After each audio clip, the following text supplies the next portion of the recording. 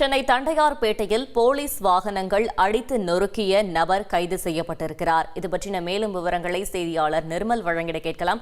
நிர்மல், வணக்கம். இந்த சம்பவத்தில் முதற்கட்ட விசாரணையில் வெளிவந்திருக்கும் தகவல் என்ன? வணக்கம்.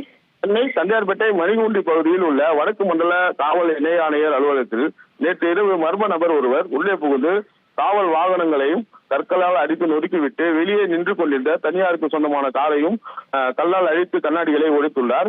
இரவு 12:30 மணி அளவில் நடைபெற்ற இந்த சம்பவத்தின் போது இணையாளர் அலுவலகத்தில் காவலர்கள் பணியில் இருந்துள்ளனர். கண்ணாடிகள் உடையும் சத்தம் கேட்டு வெளியே வந்த காவலர்கள் மர்ம நபர்கள் ஒருவரால் காவல்துறை சொந்தமான வாகனங்கள் தாக்குதலுக்கு உள்ளாகி சேதமடைந்து தெரிய வந்தது. வெளியே சென்று பார்த்தபோது மர்ம நபர் ஒருவர் அங்கிருந்து தப்பிச் சென்றிருக்கிறார். அவரை சிசிடிவி காட்சிகள் உதவியுடன் தேடும் பணியில் ஈடுபட்ட வந்த நிலையில் தற்போது தண்டையார்பேட்டை போலீசார் சிதம்பர பாண்டியன் என்ற நபரை தற்போது கைது செய்து விசாரணை மேற்கொண்டனர். அந்த நபரிடம் மது போதையில் காவல் வாகனங்களை அடைத்து ஒடித்தாரா அல்லது மனநல பாதிக்கப்பட்டவரா இல்லை வேறு ஏதேனும் காரணத்துக்காக உழைத்தாரா என்ற கோணத்தில் போலீசார் தற்போது விசாரணை மேற்கொண்டுள்ளனர்.